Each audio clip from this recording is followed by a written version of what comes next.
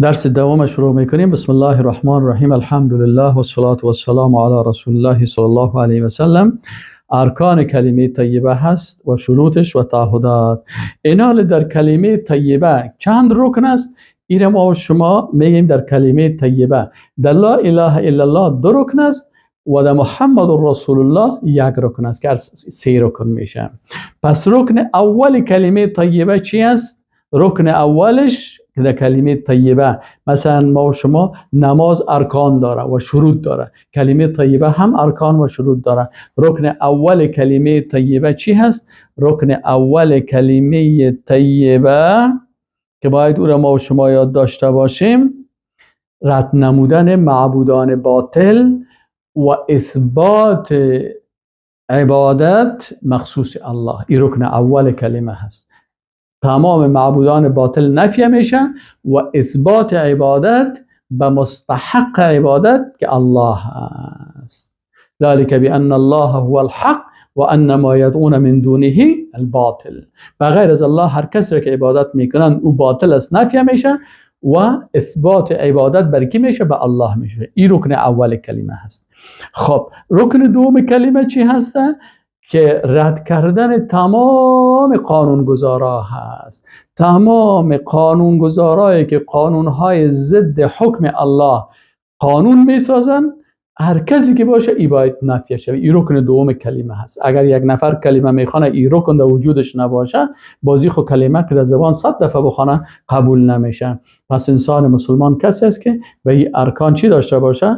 باور داشته باشه و این چی کنه؟ نفی بکنه تمام. یعنی تمام قانونگذارا را، هر کسی که قانون ضد شریعت میسازه، امریکایی هست، قانون اروپا هست، قانون امریکا هست، قانون ملل متحد هست، قانون یهود هست، قانون نصارا هست، قانون قوم هست، کل از یا نفی میشه. این رکن دوم کلمه هست. نفی تمام قوانین ضد شریعت که قوانین طاغوتی میگن و اثبات اطاعت به الله سبحانه و تعالی. این شرط دوم لا اله الا الله. رکن دومش است. رکن سومش است ایمان داشتن بر رسالت رسول الله صلی الله علیه و سلم است که رسول الله صلی الله علیه و سلم اسوه ما است، رسول ما هست، رهبر ما هست، با او اقتدا میکنیم و او از جانب الله هست. این چیز شد.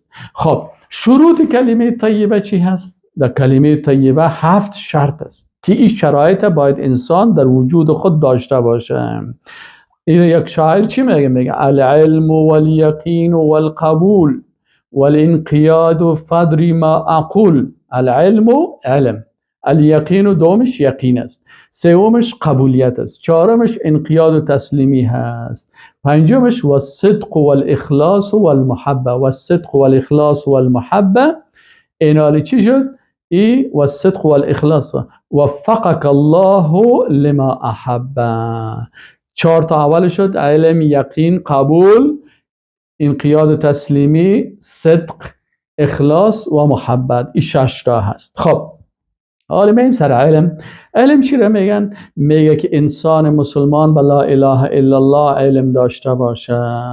فاعلم انه لا اله الا الله، شهد الله انه لا اله الا هو.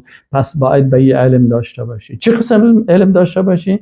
که چه ارکان داره باید به این بفهمی که کلمه نفی کرد. چی را نفی کرد؟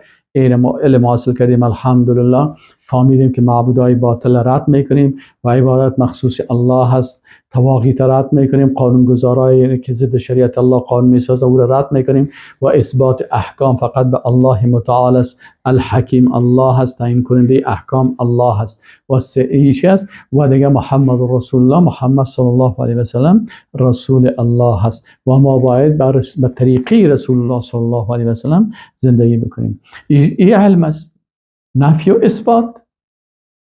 خب شرط دومش یقین است. یقین چی است؟ یقینه که منافی لشک باشه. اوتی یقین داشته باشی به لا اله الا الله، به شریعت الله، به احکام الله. اوتی یقین داشته باشی که دو هیچ شک نداشته باشی. یعنی یقین داشته باشی که هیچ کسی مستحق عبادت نیست بغیر از الله. یقین داری؟ بله یقین دارم، الحمدلله. یقین داشته باشی که هیچ قانونگذار اطاعت نمیشه و ما قانون هیچ کس را قبول نمیکنیم بغیر از شریعت الله. بله این هم به این یقین دارم که دیگه کسی قانونش کلش باطل است. یقین داری؟ بله یقین دارم. و سومش یقین داری که محمد رسول الله صلی الله علیه و سلم پیغمبر الله است و رهبر ما هست و بزرگ ما هست و مرشد ما هست و رسول الله هست و ما اسوه ما هست و ما به اطاعت از او مکلفیت داریم، از او اطاعت میکنیم چون او رسول الله هست، برای ما قرآن و سنت آورده است، بگیم بله ایره هم قبول دارم. پس اینجا شد که در این شک نیست. انما المؤمنون الذين آمنوا بالله و رسوله، الله میگه مؤمنا کسایی هستند که به الله و رسولش ایمان دارن، ثم لم یرتابوا، باز در این شک نمی داشته باشه، و جاهدوا باموالهم و انفسهم، همین مؤمنا باز جهاد میکنن هم با مال خود هم با نفس خود، فی سبیل الله، در راه الله، اولئک هم الصادقون، اینا مسلمانای راست هستند. خب شرط سومش چی است؟ خب علم ما حاصل شد الحمدلله، یقین هم است. شرط سومش قبولی هست. قبولی چی معنی؟ القبول المنافی للرد، ای تو قبول داشته باشی که من عبادت الله را قبول دارم، که بغیر از الله کسی دیگر عبادت نمیکنم. قبول داری؟ 100% قبول دارم. من تمام قوانین طاغوتی را رد میکنم و فقط حکمی که حاکمی که حکم میکنه و بر ما تعیین میکنه چی حق است، چی باطل است، چی حلال است، چی حرام است، چی جایز است، چی ناجایز است، الله است. اینا من قبول دارم. کدام چیزش احکام الله را رد نمیکنم، رد کلش قبول دارم. پس این شرط سوم کلمه هست که تمام احکام الله را قبول داریم. اگر الله بر ما گفته که جهاد بکنین، قبول داریم، جهاد میکنیم. اگر الله گفته که خونتان و جانتان و مالتان در راه من صرف بکنین، بله قبول داریم، میکنیم. اگر الله گفته که نماز بخواین، روزه بگیرین، شریعت الله را تطبیق بکنین، قبول میکنیم. این باید تمام احکام الله قبول شود. متوجه هستین؟ این شرط سوم کلمه هست. اما اگر یک نفر کلمه میخوانه و برش بگه که اینی حکم الله است، اینی ولی من قبول ندارم، این مشکل در چی پیدا کرد؟ در قبولی پیدا کرد. میگم کافرها کی هستن؟ کانوا اذا قیل لهم لا اله الا الله یستکبرون، وقتی که برشان میگفتن که لا اله، معبود به حق نیست بغیر از الله و اطاعت بغیر از الله هست، قوانین دیگر را اطاعت نکنید، یستکبرون، باز اینا تکبر میکردن. پس اینا تسلیم نشده بودن. چی نشده بودن؟ قبول نداشتن. شرط چهارم کلمه انقیاد یا تسلیمی هست که انسان مسلمان باید 100% تسلیم باشه به چی؟ به احکام الهی. الانقیاد المنافی للترک. چی معنی انقیاد؟ یعنی تسلیمیه که تو باز او را ترک نکنی.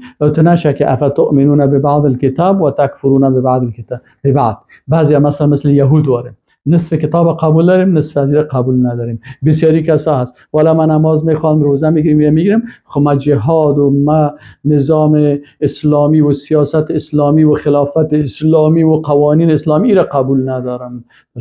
نه برادر، افتؤمنون ببعض الکتاب و تکفرون ببعض، به او آیات قرآن که در نماز، روزه و حج زکات قبول داری، آیات دیگه قرآن که درباره نظام سیاسی اسلام است، نظام قضایی اسلام است، نظام اقتصادی اسلام است، این آیات قرآن قبول نداری، نظام جهادی اسلام است قبول نداری، خلافت اسلامی هستی را قبول نداری. این از این خاطر شرط کلمه است که الانقیاد المنافی للترک، که هیچ چیزی رسول الله صلی الله علیه و سلم چی میگه؟ الایمان بدع و 70 شعبه، ایمان 70 و چند شعبه داره. باید به کل از تو چی باشی؟ تسلیم باشی، کلش قبول بکنی و هیچ کدام از این ترک نکنی. در هر شعبه ایمان باید نمره داشته باشی، حداقل هم 50 نمره خود داشته باشی که کامیاب شوی. این و الله متعال میگه که یا ایها الذین آمنوا ادخلوا فی السلم کافه، در کل اسلام تکمیل کامل داخل شوین. و الله متعال میگه و من یسلم وجهه الی الله، و هر کسی که تسلیم کرد خود به الله و هو محسن و این نیکوکار است، فقد استمسک بالعروة الوثقی، اینی انسان است که به قرآن عظیم شان تمسک ورزیده. و در آیت دیگه میگه فلا و ربک لا یؤمنون، ای رسول الله صلی الله علیه و رب تو به پروردگار تو قسم است که اینا ایمان نمیارن حتی یحکموک فیما شجر بینهم، تا ای که تو را حکم قرار ندن در اختلافات خود، ثم لا یجدوا فی انفسهم حرجا، وقتی که مشکل پیدا کردن کی قضاوت بکنه، کی فیصله بکنه، بگن که میایم به قضاوتی که رسول الله صلی الله علیه و سلم میکنن. رسول الله صلی الله علیه و سلم با چی قضاوت میکرد؟ با آیات قرآن و احادیث صحیحه. حال خود رسول الله صلی الله علیه و سلم نیست، قرآن هست، سنت هست. ما رجوع میکنیم به قرآن و به سنت. هر عالمی که مطابق قرآن و سنت فیصله کرد میگیم که اینمی درست است. از این خاطر میگه که ایمان نمیرن تا وقتی که اینا در قضای خود تو حکم قرار ندن. ثم لا یجدوا فی انفسهم حرجا. حکم قرار داد، باز هم در دلش باید دلتنگی نباشه مما قضیت، از چیزی که فیصله کرده. وقتی که رسول الله صلی الله علیه و سلم فیصله کردن دیگه ای باید حرج و دلتنگی نباشن. و یسلموا تسلیما. عین 100% باید چی باشن؟ تسلیم باشن. شرط پنجم صدق و راستی هست. صدق و راستی چی است؟ که یعنی وقتی که انسان به امرای الله متعال و لا اله الا محمد رسول الله میگه، صادق باشه با الله. زبانش، چشمش، قلبش، اعضای بدنش کلش یک چیز باشه. اتونه که در زبان یک چیز بگه، در دلش دیگه گپ باشه. این صدقه که در اونجا غلطی و دروغ و کذب نباشه. چیز از شریعت الله را تکذیب نکنن. بعضی کسا هست مسلمان هستی، اولا من بسیار خوب مسلمان هستم. خب وقتی که مسلمان هستی، دیندار هستی، الله میگه که باید در جهان، در زمین نظام اسلام تطبیق شود، باز او خدا کج میکنه، روی خدا تغییر میده یا تیر خدا میاره. این کذب است. بسیاری وقتا مثلا بسیاری کسا در شریعت الله مثلا فریبکاری میکنن. این شرط کلمه امی هست که انسان باید راست باشه، قلبش با زبانش یک چیز باشه، نفاق و ایگپا نباشه. این شرط پنجم کلمه هست. الله متعال میگه که احسب الناس ان یترکوا ان یقولوا آمنا وهم لا یفتنون. آیا مردم تو گمان میکنن که اینا بگه که ما مؤمن هستیم باز اینا امتحان نشن؟ اینا وقتی که ما عقیده توحید میگیم، راه دین میگیم و اسلام به شکل کاملش میخوایم که تطبیق بکنیم، امتحانات، سختی ها هست. در خانه ما آرام نمیمونه، در جای نمیمونه، زندانی میشی، مثلا فرار وطن میشی، مشکلات برات پیدا میشه، مالت چور میشه، زندگی مشکلات، هزارا مشکل برای انسان پیدا میشه. الله متعال میگه ولقد فتن الذين من قبلهم. قبل از این هم ما دیگه مسلمان ها را، قبل از شما که بدن اینا را هم امتحان کردیم. فلیعلمن الله الذین صدقوا ولیعلمن الکاذبین. تا که الله معلوم بکنه کی را صادق و کاذبه، که کی راست میگه کی دروغ میگه. فی یوم الامتحان میگه در روز امتحان یکرم المرء او یهان. در اینجا انسان یا عزت میشه یا توهین ذلیل میشه. بسیاری کسا مثلا در وقتی که امتحانات و سختی ها آمد، به خاطر از اینکه سر من امتحان سختی نه، میره خدا تسلیم میکنه به طواغیت، به حاکمای طاغوت، به قوانین ضد شریعت. خوب به چشم خود میبینه که اینی حاکم، نی رئیس جمهور، اینی پادشاه ضد شریعت الله میخواه، که ضد شریعت الله کار میکنه، دین الله را به استهزا میگیره، دین الله را رد میکنه، شریعت الله را رد میکنه، احکام الله را تطبیق نمیکنه. به عوض تطبیق شریعت الله، به عوض دوستی با مسلمانان، دوستی با یهود میکنه، دوستی با نصارا میکنه. با وجود از این شخص ببینید به خاطر چی؟ به خاطر از اینکه والا برای من سخت است، مرا با زمین پادشاه یا رئیس جمهور در زندان رایی میکنه، برای من مشکل پیدا میشه، خانه من چور میشه و امتیازاتی یا نیست، با اینجا ببینید که کلش میره تسلیم طواغیت میشه. اینجا الله متعال میگه که امتحانات برای اینمی هست. متوجه هستین؟ با کلشان امتحان کرده میشانه تا چی است؟ لیسأل الصادقین عن صدقهم و اعد للکافرین عذابا الیما. اینی شرط پنجم صدق بود. شرط ششم کلمه لا اله الا الله چی است؟ اخلاص است. الاخلاص المنافی للشرک.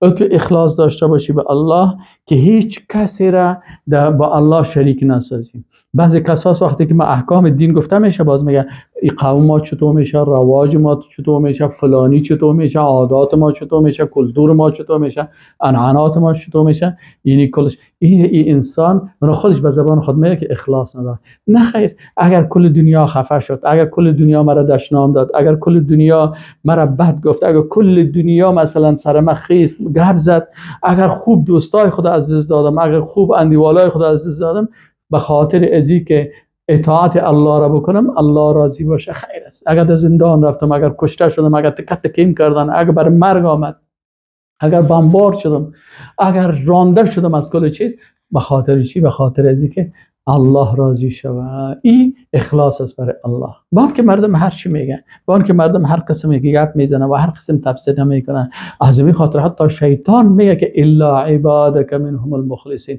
و الله گفت که من کلگی رو گمراه میکنم مگر بنده های مخلصتم، کسی که قلبا با الله چی داشته باشه؟ اخلاص داشته باشه. و شرط هفتمش محبت است. محبتی است که انسان مسلمان با الله متعال و به شریعت الله و به احکام الله محبت داشته باشه. نماز دوست داشته باشه، حج دوست داشته باشه، حجاب دوست داشته باشه، علمای اسلام دوست داشته باشه، مکه را دوست داشته باشه، پیغمبران کلش دوست داشته باشه، اولیاء الله را دوست داشته باشه، کل از اینا را چه دوست داشته باشن. پس از این خاطر این چی میشه؟ این محبت است. خب آخرین نقطه چی است؟ تعهدات از در کلمه طیبه. ما 3 تعهد داریم. کدام تعهدات است؟ عهد و میثاق ما با الله چی است؟ که یا الله بغیر از ذات تو هیچ کس را عبادت نمیکنیم. این تعهد اول است. فقط عبادت تو را میکنیم، عبادت هیچ کسی دیگر را نمیکنیم. اینما تعهد میکنیم به الله که یا الله بغیر از ذات تو هیچ عبادت، اگر عبادت فکری هست یا عبادت قلبی هست یا عبادت زبانی هست یا عبادت بدنی هست یا عبادت مالی هست یا عبادت تشریعی و تقنینی هست، بغیر از کل عبادت ها را بغیر از تو به کسی دیگه نمیکنیم. این تعهد اول ما هست. دوم چی تعهد کردیم به الله؟ ما تعهد کردیم به الله یا الله بغیر از شریعت تو قانون هیچ کسی دیگه را نمیپذیریم. اگر به زور کس سر ما تطبیق میکنه و ما را مجبور میسازه و با بندی کردن و با مثلا چیز با لط کردن و با فلان و با فلان و با مشکلات گپا، اونا کار از آن، لکن ما اون قوانین از اونا را قبول نداریم. نه قانون ملل متحد قبول داریم، نه قانون امریکا را قبول داریم، نه قانون روس قبول داریم، نه قوانین قومی را قبول داریم. فقط شریعت تو را قبول داریم و از او اطاعت میکنیم. و تعهد سوم چی است؟ که یا الله ما تعهد میکنیم که رهبر ما، مثلا مرشد ما و راهنمای ما و اسوه ما کل رسول الله صلی الله علیه و سلم است و ما به طریقه و اسلوب رسول الله صلی الله علیه و سلم شریعت تو را اطاعت میکنیم، عبادت تا به طریق رسول الله صلی الله علیه و سلم میکنیم. هر قسم که رسول الله صلی الله علیه و سلم کرده اما قسم عبادت میکنیم. و هر قسمی که رسول الله صلی الله علیه و سلم نظام ساخته و حکومت ساخته و شریعت تو را تطبیق کرده و اطاعت کرده به طریق رسول الله صلی الله علیه و سلم، اونم قسم عمل میکنیم. این تعهد سومی ماست که انسان مسلمان تعهد بکنه. خب این تعهدات دلایلش چی است؟ دلایل زیادی در قرآن است. مثلا دلیل اولش مثلا که عبادت الله را میکنیم این چی است؟ و قضا ربک الا تعبدوا الا ایاه. این است تعهد اول که عبادت مخصوص الله هست. این دلیل تعهد اول است. دلیل تعهد دوم چیست؟ این الحکم الا لله. حکم نیست مگر مخصوص الله هست. امر الا تعبدوا الا ایاه. همین اطاعت است. حکم این هم عبادت است. الله میگه که امر کرده که حکمم بغیر از شریعت الله دیگه چیز را قبول نکنین و اطاعت نکنین، چرا او مخصوص الله است. این دلیل تعهد دوم است. دلیل تعهد سوم چی است؟ سوم تا که ما اطاعت از الله متعال میگه و ما آتاکم الرسول فخذوه و ما نهاکم عنه فانتهوا. او چیزی که رسول آورده او را اطاعت بکنین، با طریقی از او روان باشین. و ما نهاکم عنه، از چیزی که شما را منع کرده از او خدا دور بسازین. و اتقوا الله، از الله بترسین. و السلام علیکم و رحمت الله و برکاته.